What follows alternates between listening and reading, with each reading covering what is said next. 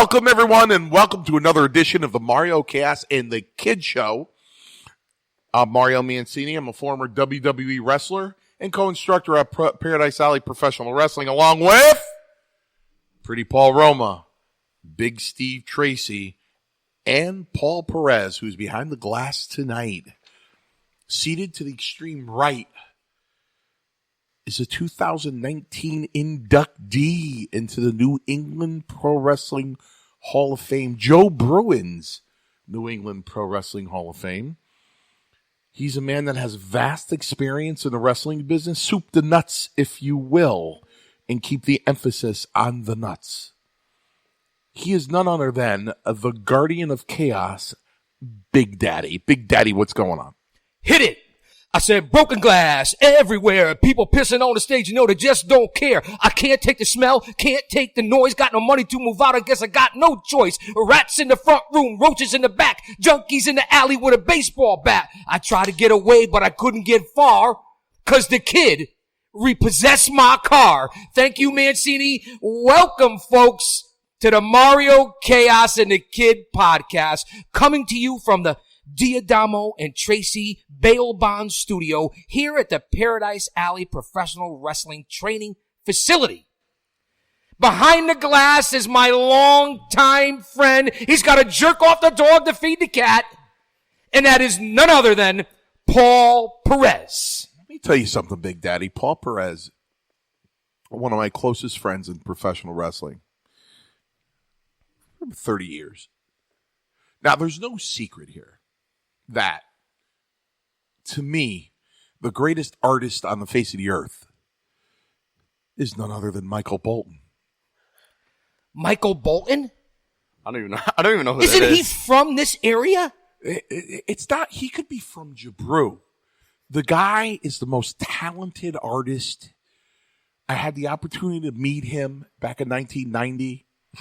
It's not a man crush. It's a sincere appreciation. Wait. Who's Michael Bolton? Wait, first off, you haven't even been introduced yet. So let Mancini finish his story with Michael Bolton. Well, that is his real name. However, very talented. His uncle used to work for me. So, you know, I happen to think he's talented because I think anybody that could take life experiences, right, put them down on a piece of paper and create music with it, that's mind-blowing to me. You know what I mean? That's talent, man. It is talent. He's a very talented man. His nickname is The Voice. There's no question that his voice is superior to a lot of people I've ever listened to. And I'm an avid music. I live for music. Absolutely. I communicate through music. It's sometimes. funny that you should say that. Because I did happen to see, and fans, it'll be hitting YouTube, I did see Mario Mancini's car karaoke of B.J. Thomas classic, Raindrops. But let's listen. Let's not get crazy, Let's not get nuts here, Big Daddy. Let's go back to Michael Bolton. Okay, so now, of course, now let me tell you something about Perez. Oh, tell me about Perez. Perez, over the years, if there's an argument in the room, he'll leave. He's not putting up with that shit. He just doesn't tolerate it. He's a no-nonsense guy. And you know what? You don't even know he doesn't tolerate it. He's just got that blank look on his face. He'll calmly get up and just leave without anybody even knowing he left the room, right? Arguments in the car on the road with the WWF. This is the only thing you would get out of him. When somebody would look at him for an opinion, he would just go, I can go for a BK broiler about right now. That's all he would say. BK broiler? Remember the BK broiler? I remember the BK broiler. So now, Big Daddy, we're talking about 88, 89, where there's cassettes. Cassettes. Oh, yes, cassettes. Okay. So now the only one who had a CD player that I knew of was Roma. He had a CD player in 1989. He paid like $400 well, Roma in life was ahead of his time. $400 he paid for it. Well, back then, that was a lot of money. So, you know how, Big Daddy, back in the day, if you had a favorite cassette and it broke, you would open that son of a bitch up and you would repair it. Absolutely. You would splice it back together, right? So, you know, if you played it in your car, you might hear, baby, that's what is all about, and you'd miss the love because that's where the splice is, right? You fixed it. Well, I had a broken cassette in my car, and I had forgotten about it. And Perez was in the front seat, and all I did all the way up and back on the road trips was play Michael Bolton. To Buffalo, 8 hours to Buffalo, right? Michael Bolton, that's all 8 hours to Buffalo. All I would play is Michael Bolton, right? So Perez shows a rare sign of emotion while we're driving. And listen, I legit got hot. I was hot. He goes, he has the broken cassette on the side of his leg. He goes, I can't listen to this anymore. And he hits the eject, opens up his window, and throws the cassette out the window. I don't believe it. Now, I thought he threw the cassette he took out of the cassette player, but he had thrown the broken cassette out of the window, unbeknownst to me.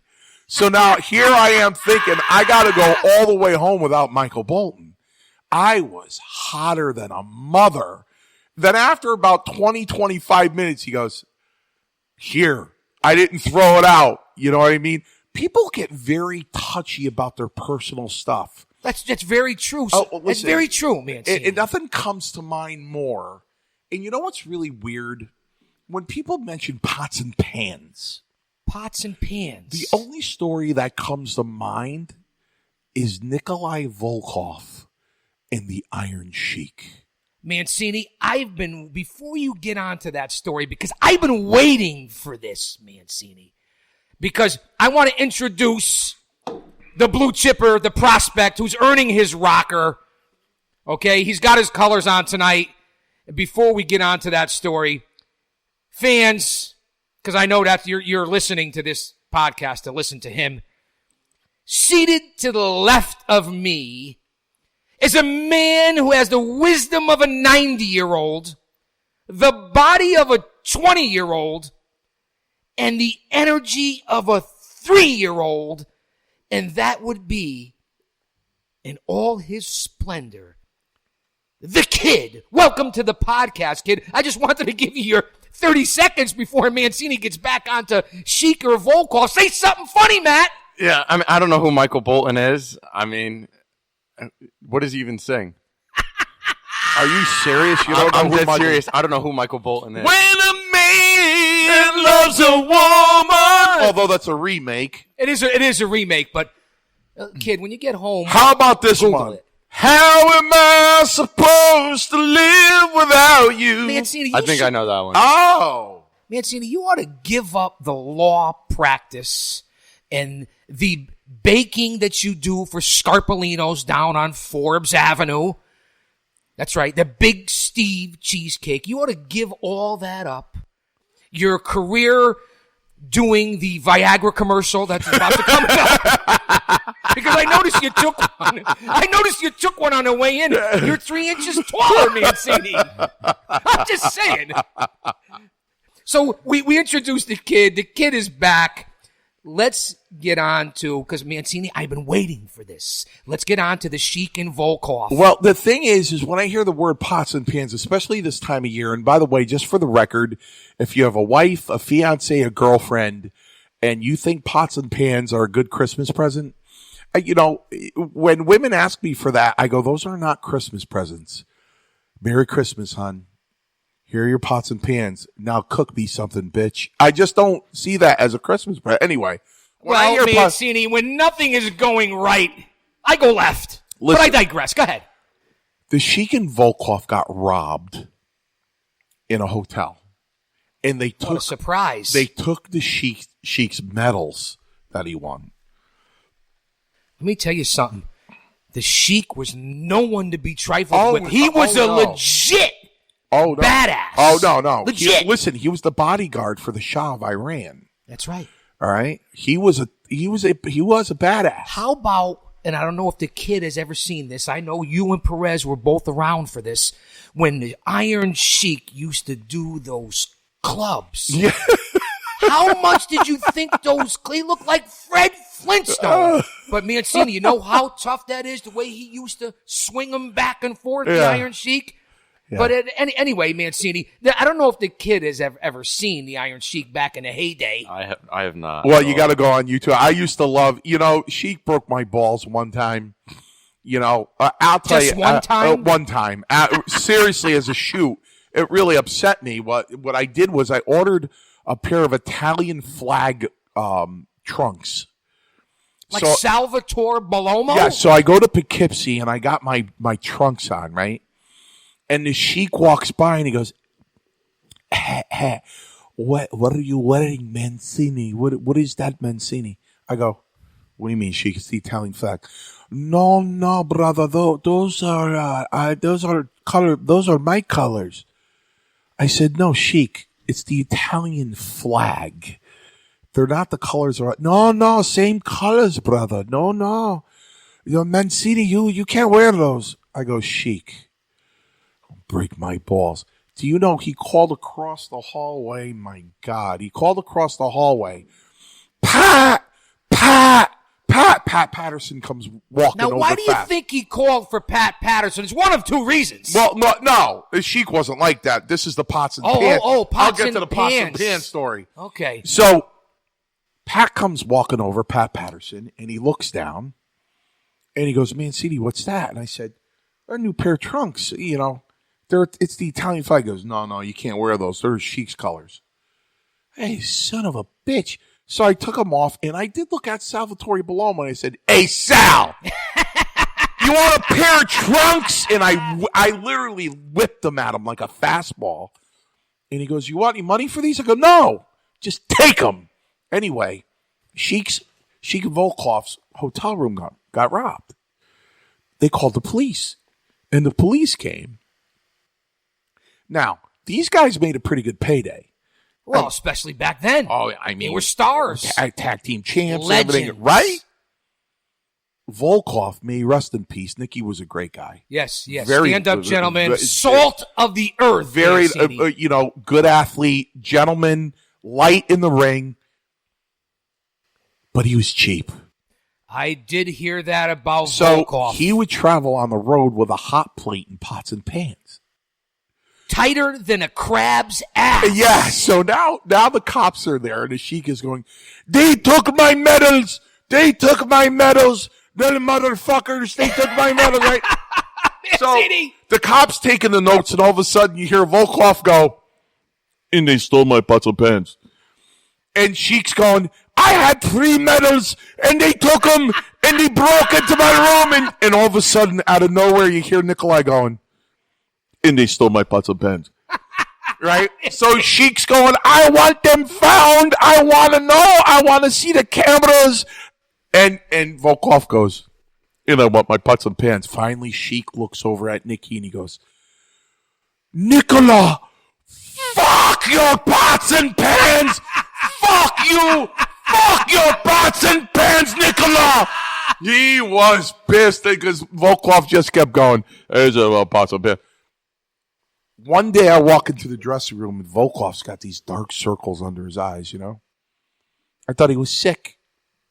So I go up to him and I go, hey, Nicky, you okay? Yeah. I did not get a lot of sleep last night, That's a pretty good Volkoff impression. I don't get a lot of sleep. Well, I hung with these guys forever, so I don't get a lot of sleep. Hung like an angry field mouse. Right. So I said, Nicky, why didn't you get a lot of sleep? He goes, well, we checked in a hotel room, and then I went to the movies, and I go, Sheik go with you? No. And I went to the grocery store. Of course, he goes to the grocery store because he's got the fucking hot plate and the pots and pans, right? Legendary. Right. So now he comes back to the hotel, he gets the key. Back then, there were no cards. You had to actually put a key into the door in the hotel and open it up, right? So he goes in there, and it's dark, and he hears, thank you. Mancini, I'm almost afraid to ask. Was Patterson in the room? Thank you. So Nicky puts on the light, and the Sheik, a girl is 69 in with the Sheik. Holy cramoly. Of course, with the 69, she would thrust forward, but every time she'd rock back, he was kissing her ass, going, thank you.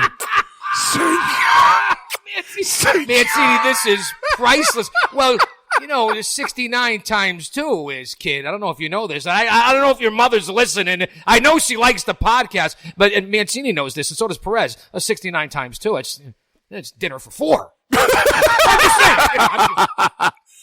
Well, this is virgin to the kids' ears. Let's not go. Let's tone it down, we'll Mom. Tone it down we know you're listening. All right, Mom. Sorry about that one, but you got to admit that's a funny story. Listen, I did hear that the kid's mom thought we were hilarious. I want to backtrack a couple of the things I said last week. This is what I want to know, though. Did the kid's mom like the cheesecake? Well, look, kid, we haven't given you a chance to speak here, so break the cheesecake down. Mancini's I've never heard that one before. My family loved the cheesecake. Did they really? Yeah, my grandma actually stole it. There was like half of it left. And your grandmother took it? We had like 10 pies at my family. There's only like 15 of us, so we're idiots. So, and we had like 10 pies for 15 people. So my grandma actually stole it. I didn't know where it went. And then she called me like the day after. She goes, I finished the other half. I said, the other half of what? She goes, the other half of the pie. I said, you motherfucker. She ate the wait a minute here. Listen, you can see 3 shows in, we've influenced the kid already. Now, when you say... Big Daddy, you got to admit, when you call your grandmother a motherfucker, Dad, there's something going on there. Here. Wait, listen. First off, my mind is like a lazy Susan. It'll come back around. Trust me. Now, when you say motherfucker... Yeah. Were you peeking? No, what? Wait, did I just... Wait. Mancini's madder than a blind guy at a silent movie. Or as I like to say, seeing that it's getting into wintertime, he's madder than an albino hitchhiking in a snowstorm. Figure that one out. And speaking of the Iron Sheik, before we get... Listen, Perez said this to me earlier. You can't bet on the camel toe races, right? I realize you're well aware of that, right? I am well aware of that. We're talking about the Middle East. We're talking about Saudi Arabia. Do you know, and it's out there somewhere, Mancini, that yours truly was on the infamous Jerry Springer show with the Iron Sheik?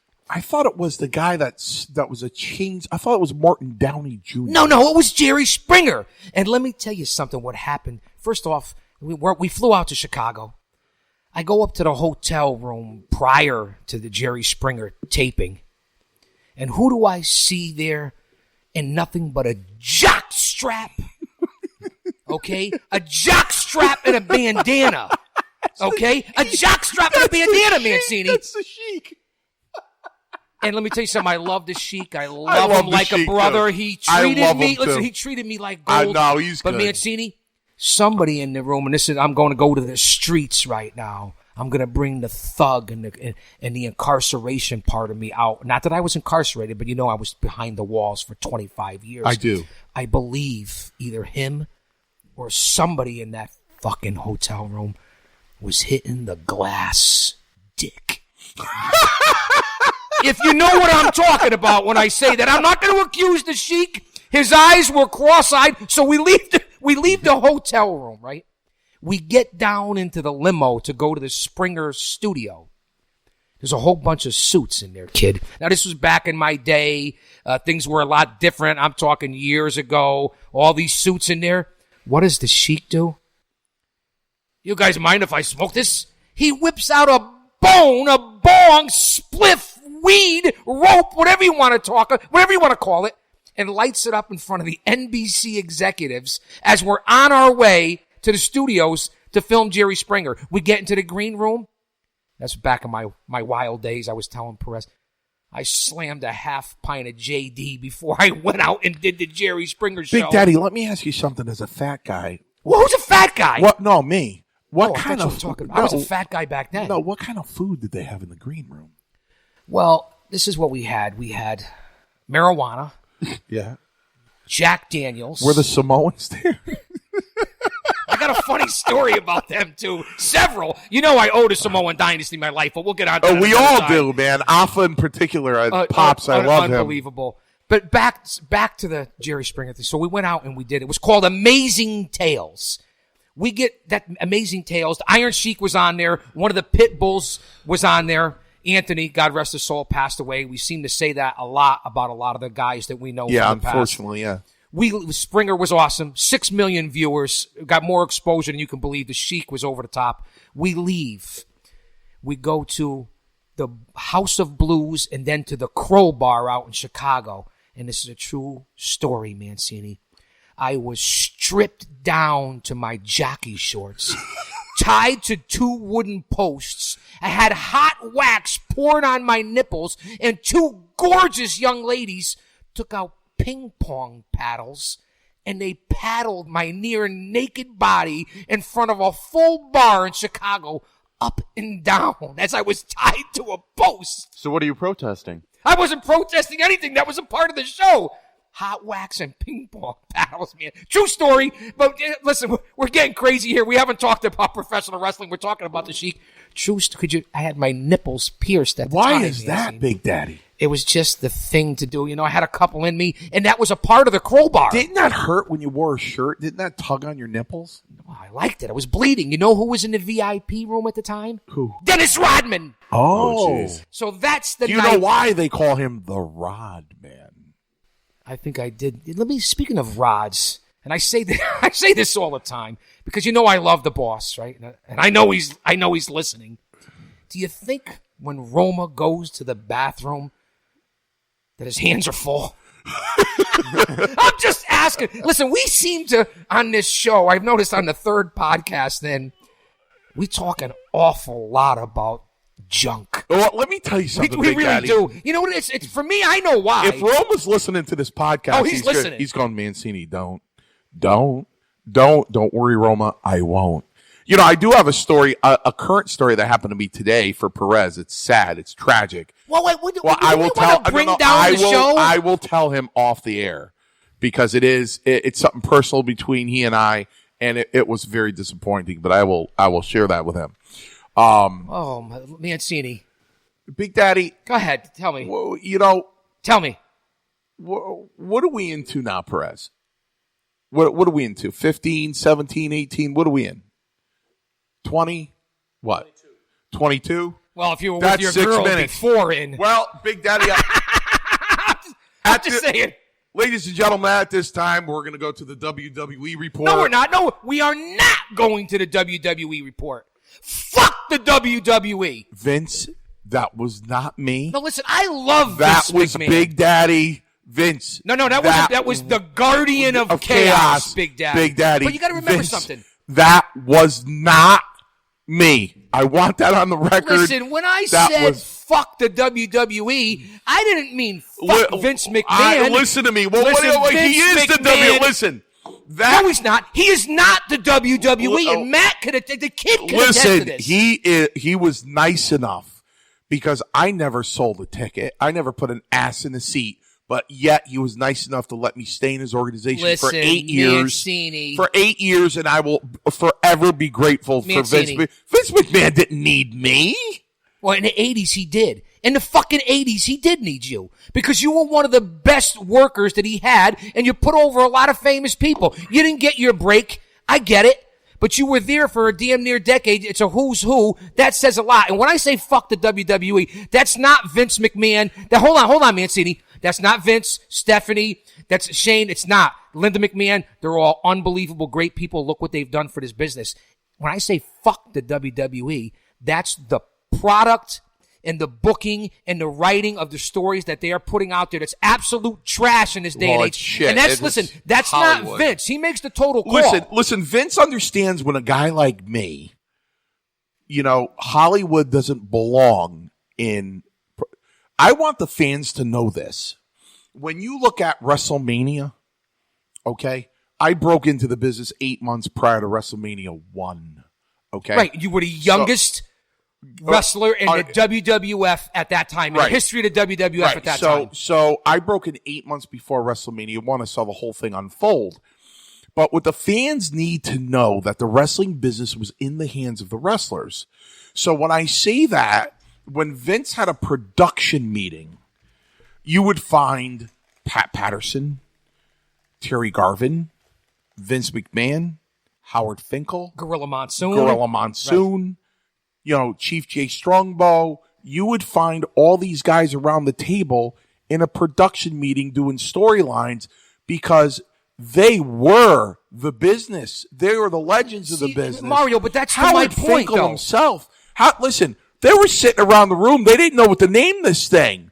Wrestling Bash. They had no idea what to name it. Well, if you remember, because you lived it. Finkel turned around and said, Beatlemania, WrestleMania. And Vince said, Finkel was a genius. I love that.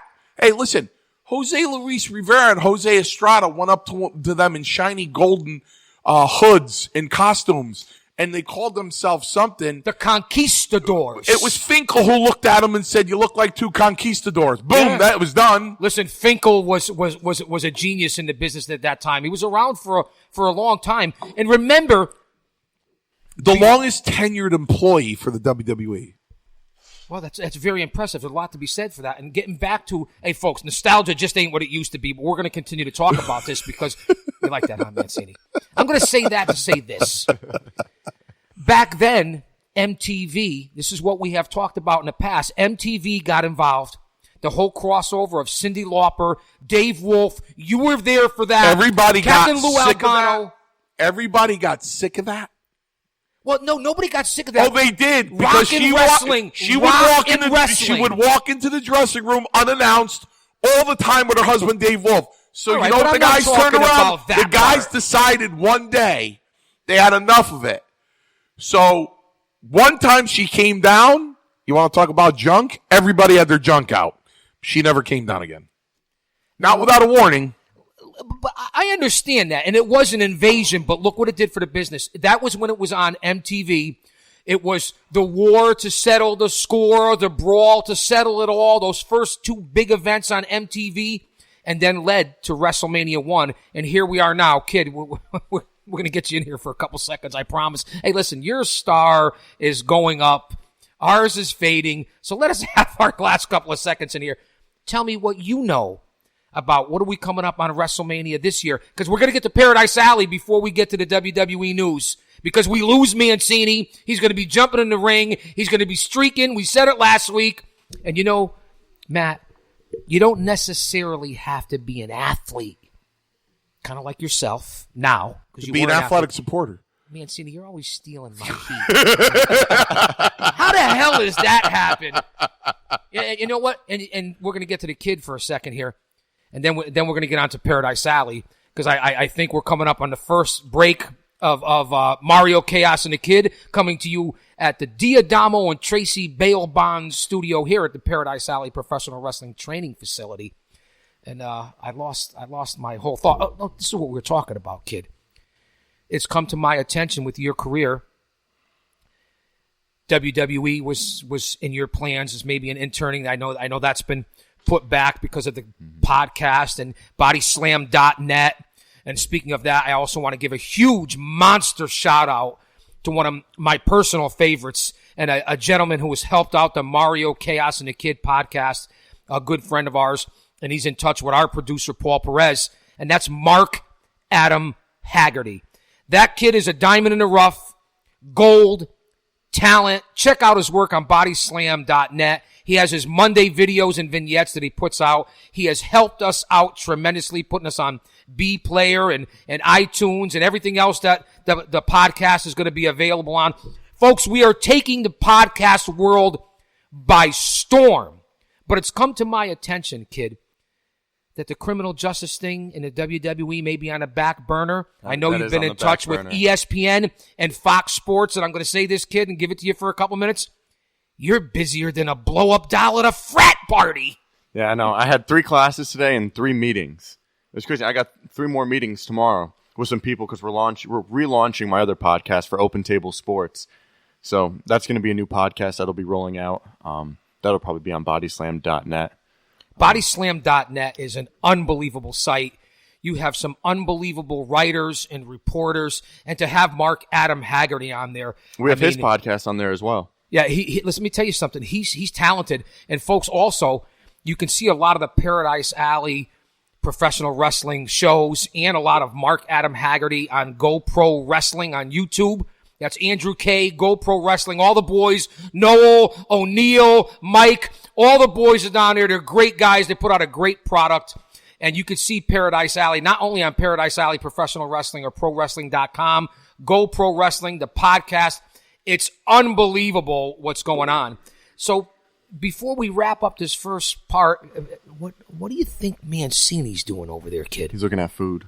He's looking at food.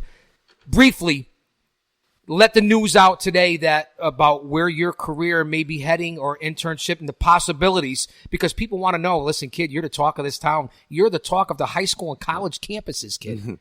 Yeah, right now I'm at ESPN. I'll be starting there in 2 weeks up in Bristol, and I'm also going to be at NBC Sports, and I'm looking to do some broadcasting for both of them. But right now I'm a statistical analyst, so I'm going to be working the numbers and stuff like that. You might fall asleep with my work. I'm not going to fall asleep. The only one who's going to fall asleep is going to be Mancini. Now, listen, I don't know if Perez can hear me behind the glass. I got to apologize to Perez. I owe Perez a couple of apologies.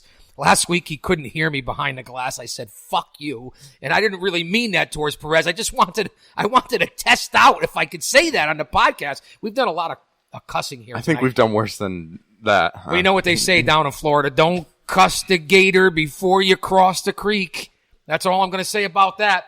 Now, Mr. Perez, if you can hear me behind the glass, sir, what are we coming up on, Perez? 32. All right, folks, stand by. Stay tuned. We're taking a quick 2-2, and we're coming back with the second half of Mario Chaos and the Kid podcast. 2-2, folks. Stay by. Stand by.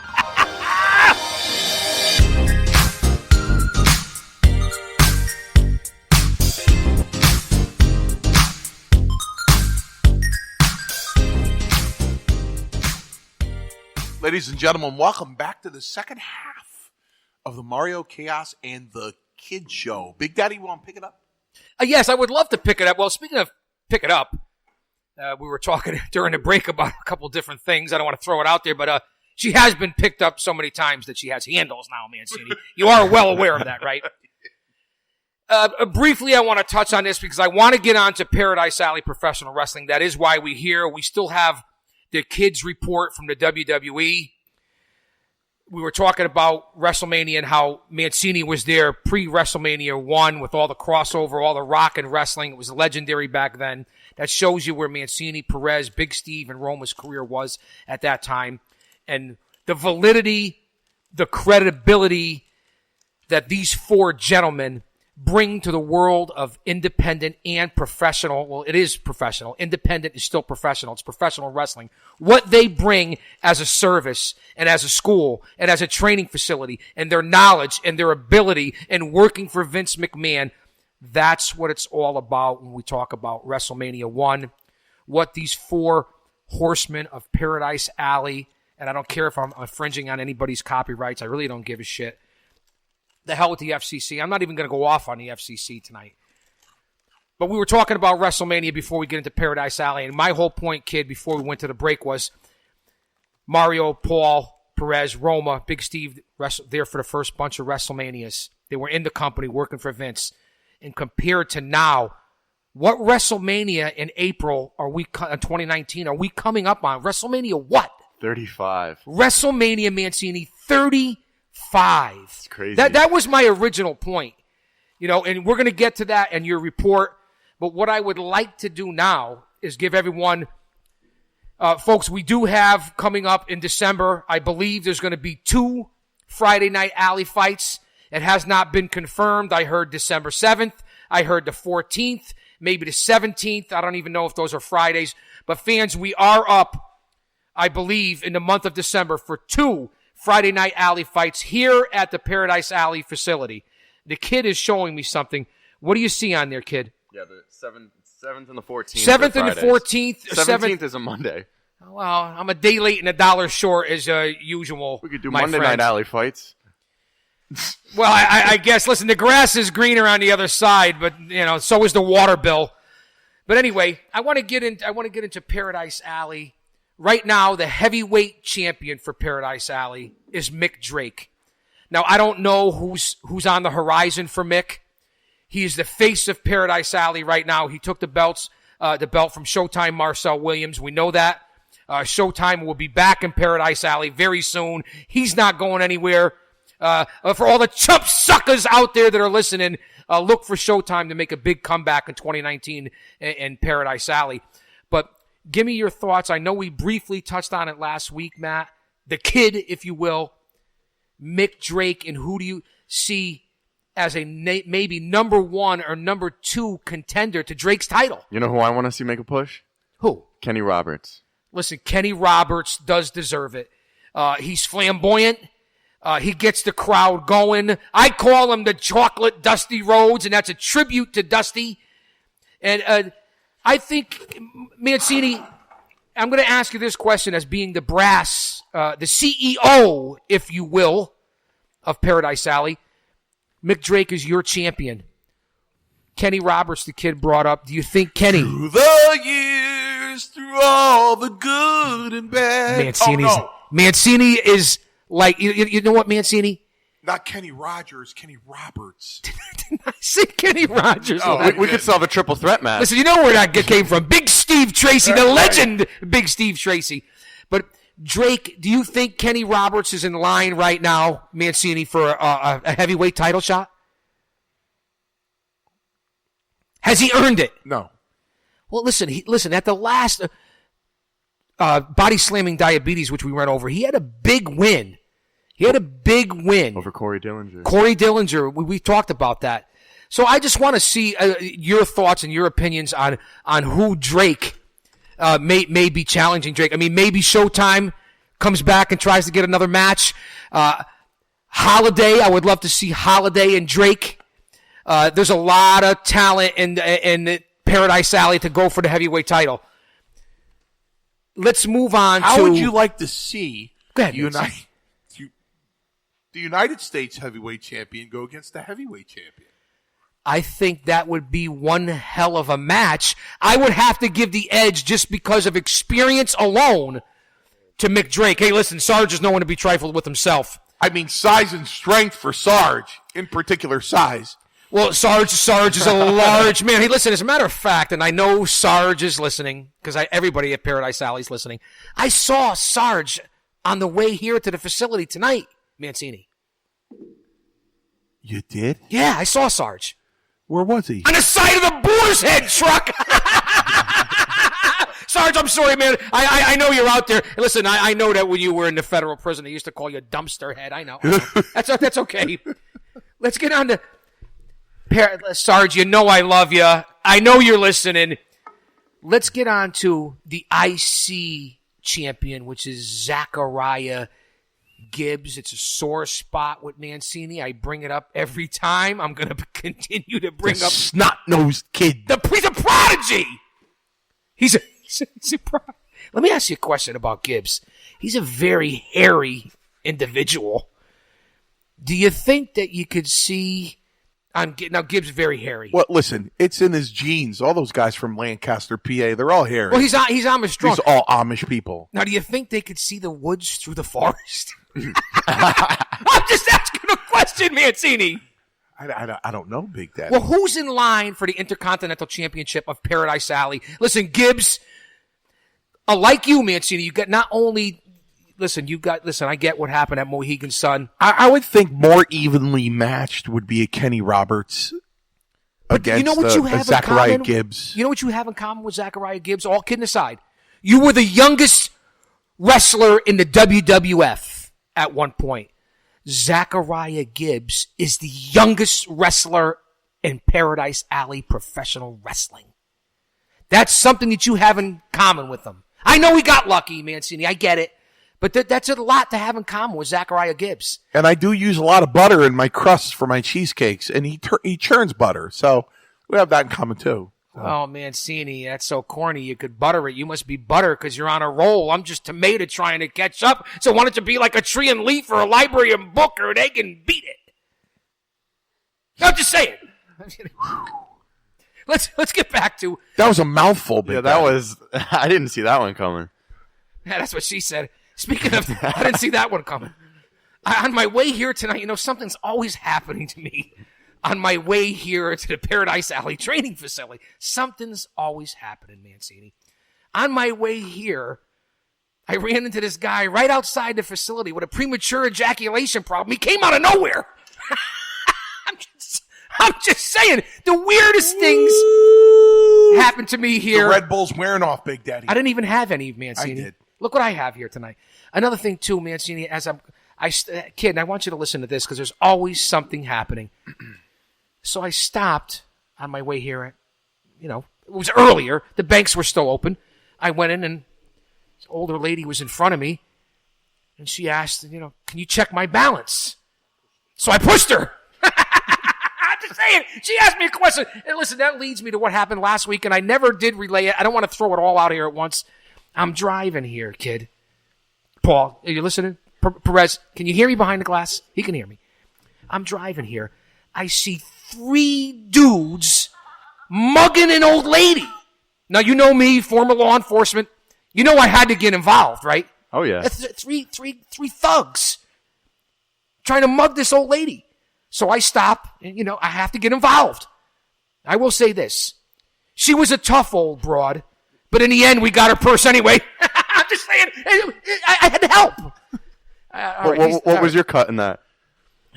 Listen, the last time I cut was in a match with Homicide, Jason Knight, Balls Mahoney, and Ron Zombie, Kurt Adonis, and Flying Fred Curry, in a 10-man barbed wire match where I actually did get in the ring, and it was a sight to behold. Blood everywhere. The old ECW, ACW days. I'm going to send you that. Speaking of that, kid, did you happen to see the videos I sent you of the Dudley Boys and the Outcast Killers with yours truly? It was in a tables match. It was an ugly sight.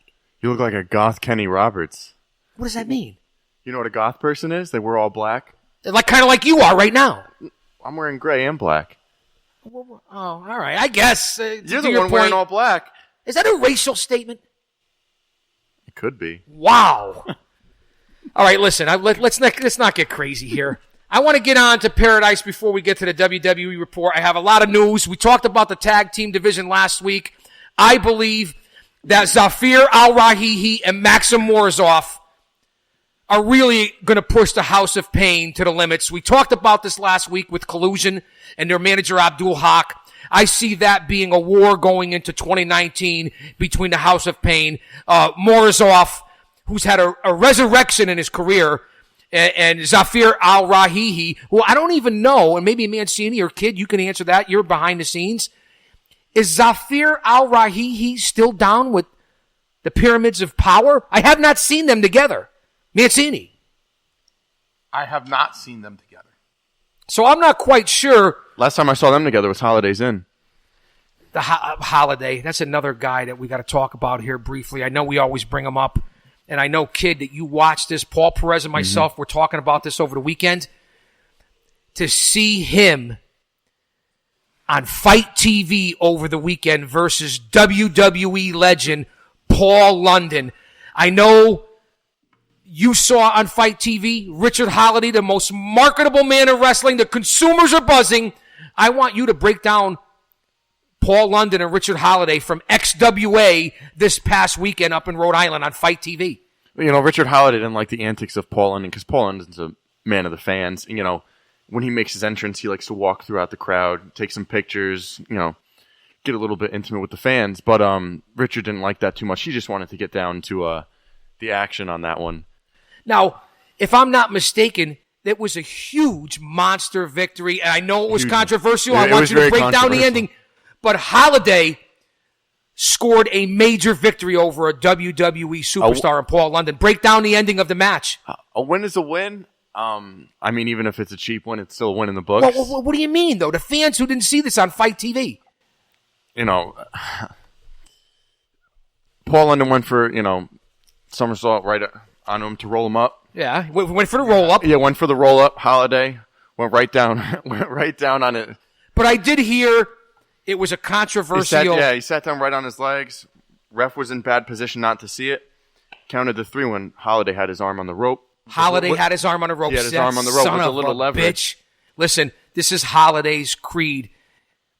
I'll tell you, I want to see a rematch. Well, of course, especially against London. Listen, that's a huge victory, and this is Holliday's creed, and I get it. Win if you can, lose if you must, but always cheat. And that's what Holliday did. I can't not respect him because of that, because a win is a win. Well, Perez and Mancini will tell you that. You know what Eddie Guerrero used to say? If you're not cheating, you're not trying. Well, you know what Mancini used to say? If you're not cheating, you're not eating. I don't know. I'm not quite sure what that means. But fans, you could do both at the same time. We have a new segment here on the Mario Chaos and the Kid podcast, and it's viewer mail. Listen, we're only 3 weeks in. This is our 3rd episode of Mario Chaos and the Kid, and the viewer mail, courtesy, because mainly of Mark Adam Haggerty, bodyslam.net.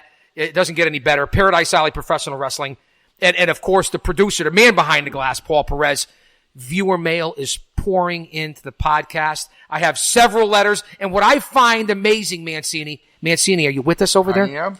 How is it that I don't get one letter, email, or text from the fans, from these damn 18 to 30 demographic people, but yet you have several hundred text messages, emails, and letters here, and the Kid has a few itself. So, Mancini, this is directly viewer mail on Mario Chaos and the Kid podcast. We don't have a lot of news for Paradise Alley this week. You guys know who the champions are. Nutrius X is still the king of paradise. Zachariah Gibbs is still the intercontinental champion. Hakeem Ali and Nick Payne are still the tag team champions. Sergeant Murray is still United States champion, and Mick Drake is your heavyweight champion. So that's what we have. We have a couple of events we're going to let you know about coming up for Friday Night Alley Fights in December. Going into 2019, folks, Paradise Alley is expanding. We have a lot of big shows, a lot of top-notch talent coming in, and so we're going to get on to that as the podcast goes on through the holiday season. But here's viewer mail. Mancini, you're up, kid. Okay. This is directed at you, my friend. These first several letters, we'll try to get through this.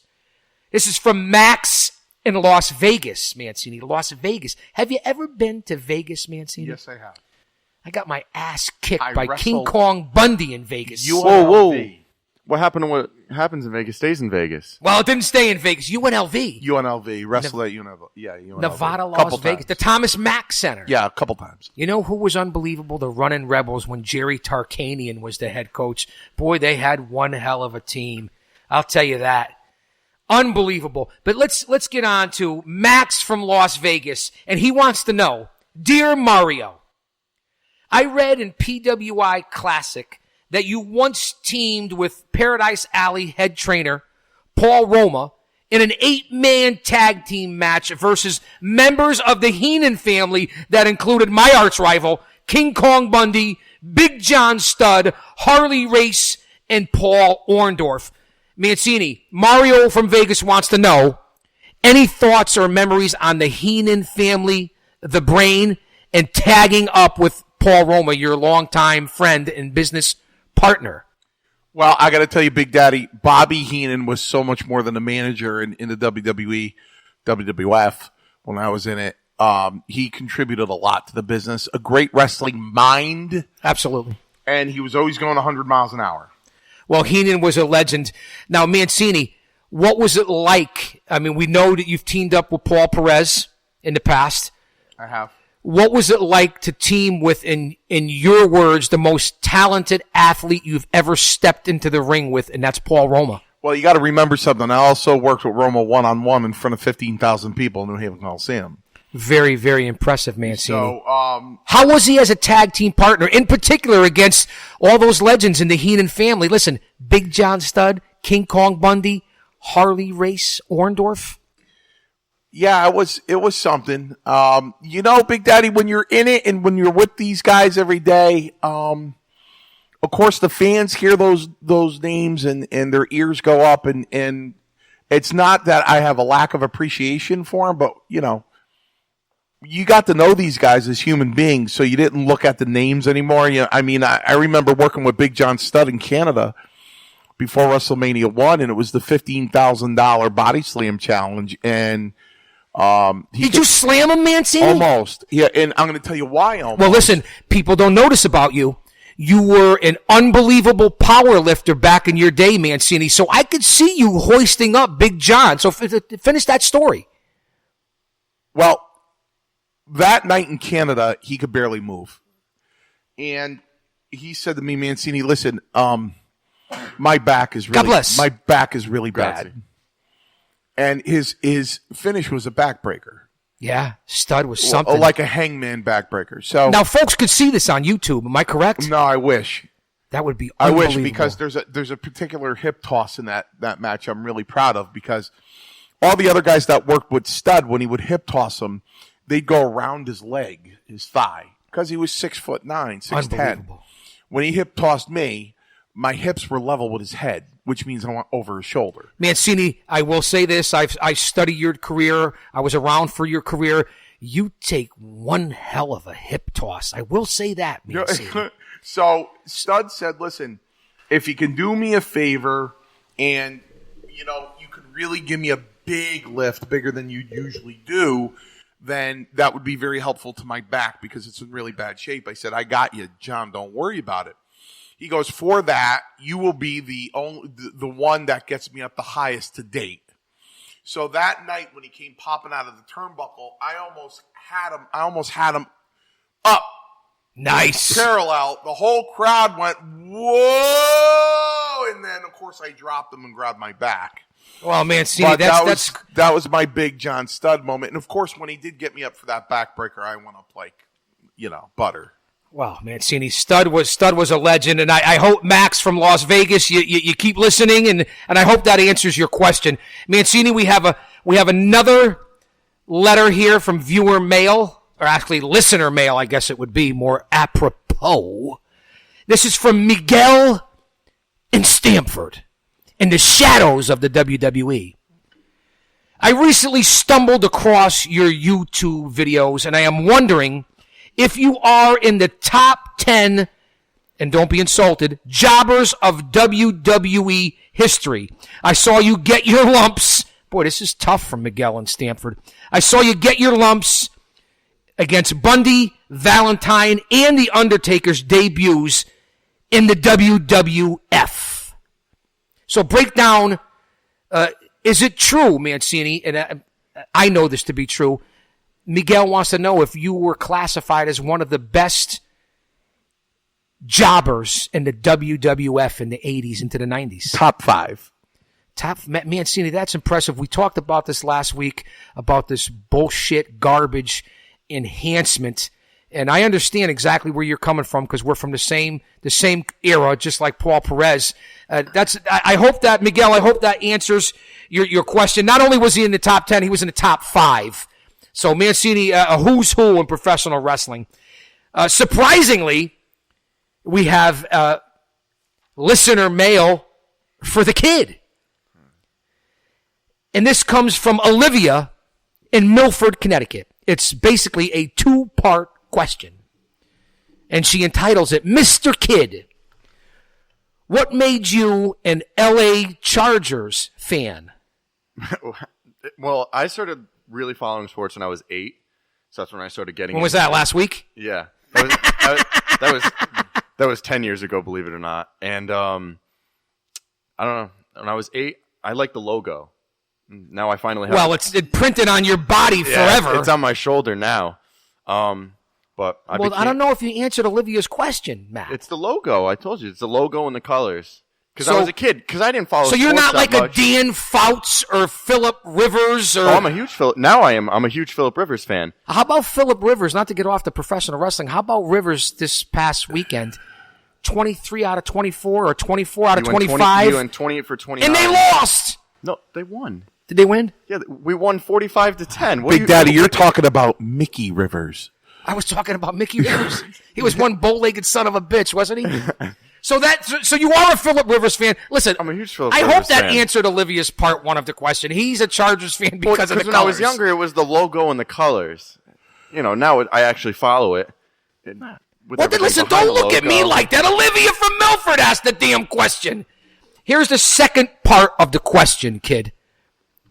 Ultimately, who has influenced you in making in choosing your career path, whether it be in ESPN, NBC Sports, criminal justice? Well, Olivia's a day late and $1 short on this question because we already answered it. But who would you say influenced you the most for your career, where you're headed right now in social media or whatever it is that you decide to do, NBC Sports, ESPN?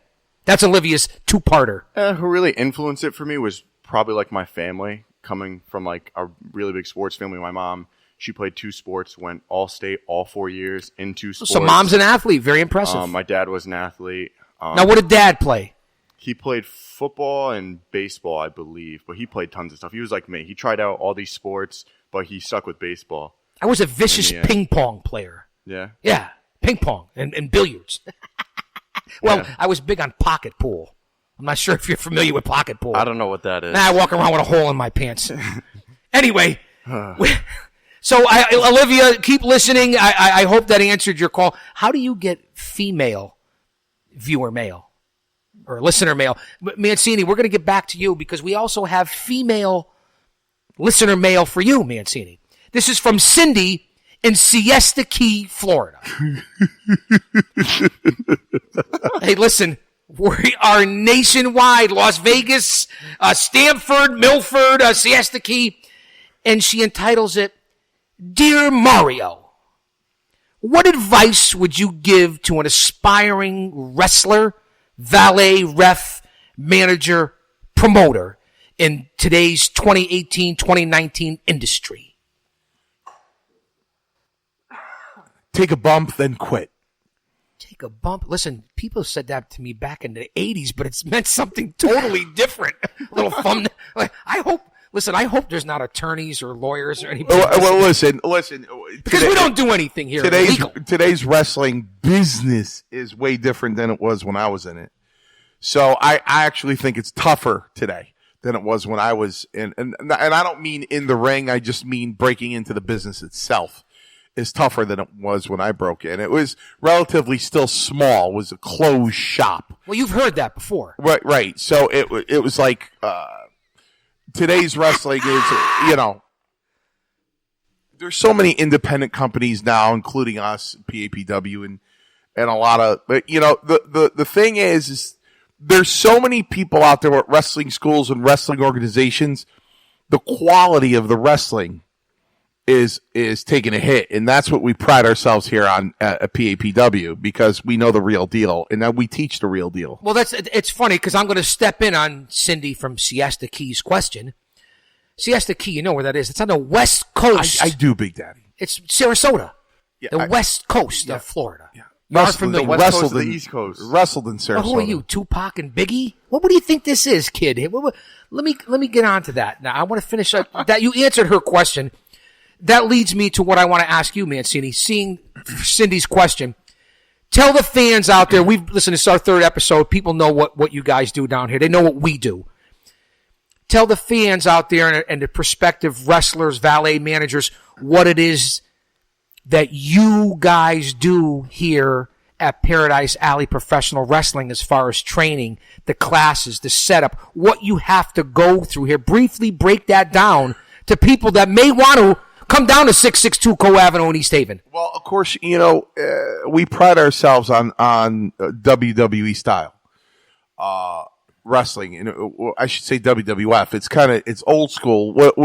I even said it last night to a new student that was here. When you walk out of this door, you could tweak your career any way you want, any style you'd like. But while you're here, you're going to learn the real deal. When you leave here, you're going to be a wrestler. Wrestler. Exactly. And now, this is how Paradise Alley breaks it down. Mondays are, Mancini? Those are the novice nights, the people that join. And, and for the people who've been here for a couple of months, basically the newbies, if you will, stay with me until my eye decides that I can release them to Roma. Now, is there an average length of stay on the Monday night beginner, novice, rookie grappler class? 6 to 10 weeks. 6 to 10 weeks. Okay, and then they get pushed on to Wednesday and Saturday. Nights. Wednesday nights and Saturday mornings with Well, let's Roma. go to Wednesday nights first. Tell me what happened. I already know what happens, but tell the fans and prospective clients out there what happens here on Wednesday nights. Well, the thing about pro wrestling, and for the people that don't have a lot of knowledge of it, that want to do it, they picture themselves doing the moves. And for a new wrestler, it's all about the moves. What they're really not thinking about, where Roma comes in on Wednesdays and Saturdays, is psychology. Roma's great with the psychology. When to do something, where to do it, when, how to do it, why you're doing it. Or else you're just what we call a spot monkey. Well, see, that's why I'm glad you're breaking this down for people, the listening audience, because when it comes to psychology, just what you're saying, what a wrestling match is, and Paul Perez and I were talking about this earlier.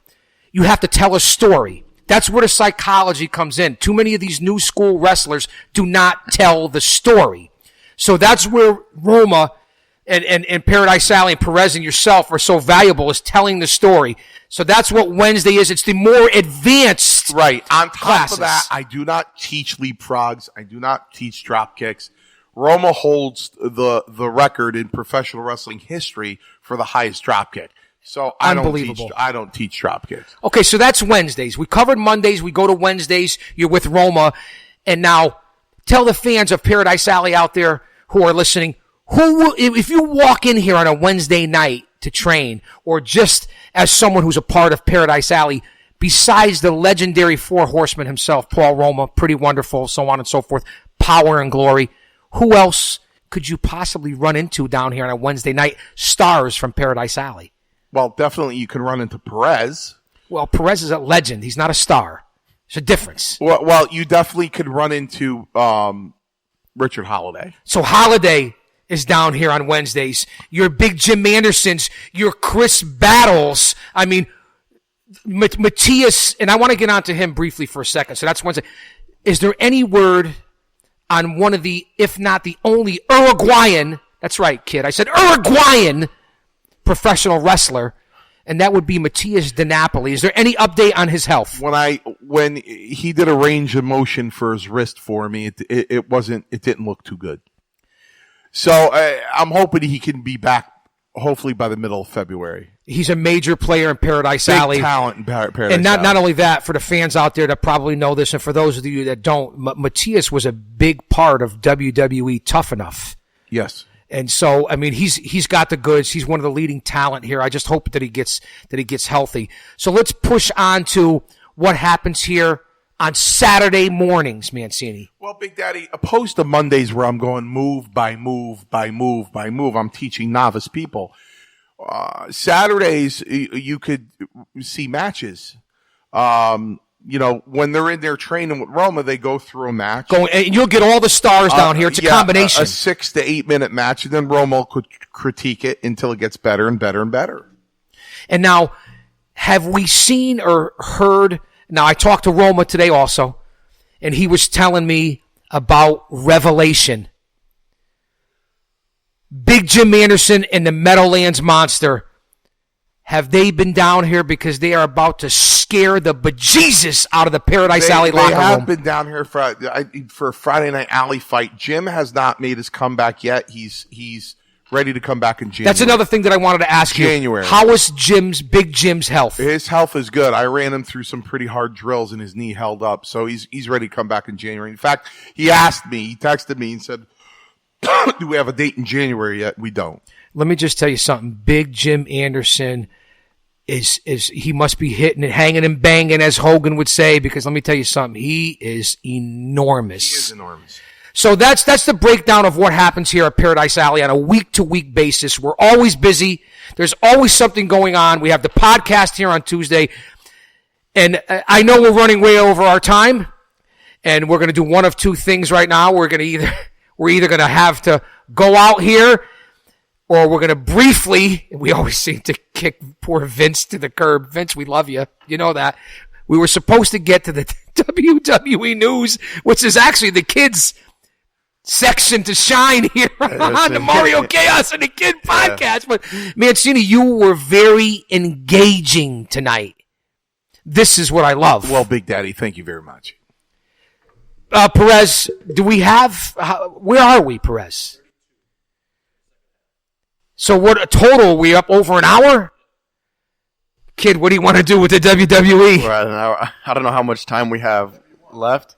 All right, kid. Listen, the WWE is why we're here. We can't exclude them, because without the WWE, there would be no Mario Mancini, Paul Perez, Paul Roma, Big Steve Tracy, Paradise Alley Professional Wrestling, because that's where it all started. So as much as we talk about road stories and chicanery and we cut the edge here and jokes and Paradise Alley Professional Wrestling, we have to pay homage to the mothership. Kid, break down Monday Night Raw. SmackDown's on live now. We'll give you about whatever. Paul Perez is in charge here. He said, whatever you need.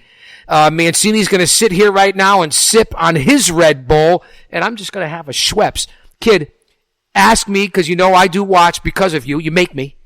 Break down Monday Night Raw briefly. Mancini's looking at the clock. Yeah, he's falling asleep over here. But listen, listen. There's nobody better than Mario Mancini. He loves Vince McMahon. Vince, I know you're listening, Vince. He just doesn't like the product. Well, I don't blame him. He's old school. Listen, don't get me onto old school, because then we'll go back to Dieselmania 3, where Big Steve Tracy and Mancini made their return as old school, and we'll never talk about the WWE. So go ahead, kid. Yeah. Hey, 1, 2, 3, you're on, brother. Yeah, well, last night, not a lot of people were liking the product. I know you watched some of it, and I didn't really get all of your input on it. But well, that's why I'm here, I got Paul's input on it on some of your friends. You said that they didn't really like it, but it was not good at all. I had a lot of people text me and DM me about it, and they were not happy at all. It was a lot of... Tell me what the feedback was, though. Tell me what you didn't like about it, and compare it to SmackDown. SmackDown tonight is a lot better than what's been happening on Raw, because Raw is the same old matches. They throw together a main event in Corbin and Balor, who haven't crossed paths in weeks, and now they're just throwing them in the main event together.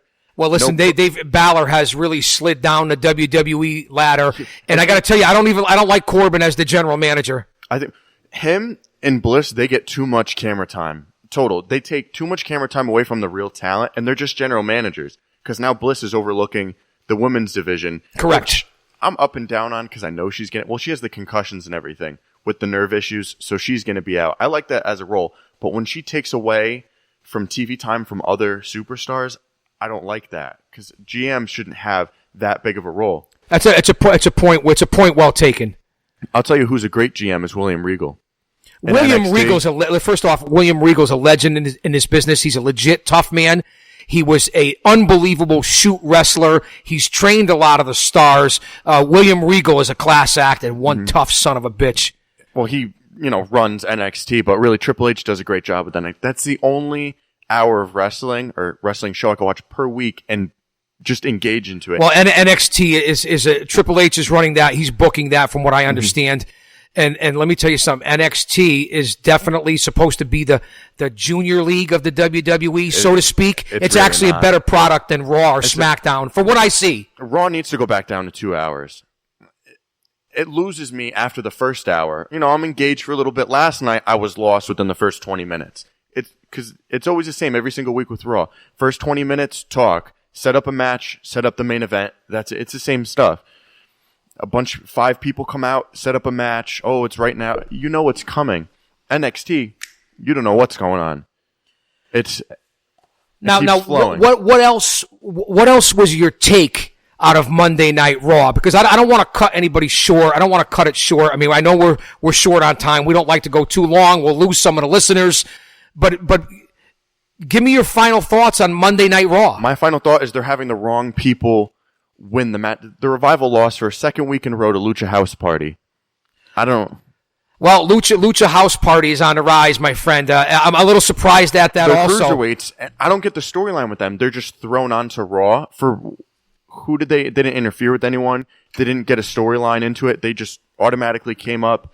They fought on the Raw Survivor Series team because they needed a team to fill a void because of injuries and whatsoever, because they had a 3-man team Insanity on the other side, but they needed a 3-man team for the Raw side, so they brought up Lucha House Party. I thought they were going to get back to 205 Live, but somehow they're still on the Raw roster, and they're beating the Revival? I just don't really get it. It's just confusing storylines that don't flow at all, and the wrong people are winning matches. And then you get a throw together match with Jinder Mahal and No Way Jose. Well, listen, the roster is so deep and so stacked. I feel with the splitting of the brands, I don't like it. There's too much live TV with the professional wrestling. Let's not forget about Impact and Ring of Honor and even Hollywood Wrestling from California is on Nessun, and MLW's on national TV. I mean, the NWA is coming back with their 10 Pounds of Gold trilogy. I mean, it's just unbelievable what's happening in the business.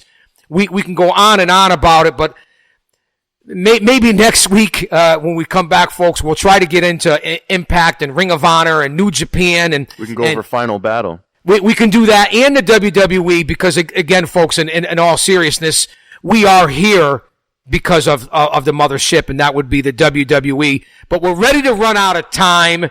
Mancini is still with us. Mancini, now I'm going to end it off on this before I throw it to you, because again, I have all these stories, and they happen to me during the week. The oddest thing here in the middle of winter, or almost the middle of winter, we're coming up in December in a couple days, and kid, I want you to listen to this. I know Perez is always listening. A kid knocked on my door today, and he asked me for a small donation towards the local swimming pool. So I gave him a glass of water. I don't know if that makes sense to anybody, but it's a true story. A glass of water, Mancini. That's a nice donation. That's a good donation, Big Daddy. Ladies and gentlemen, we will be with you next week once again on the Mario Chaos and the Kid Show.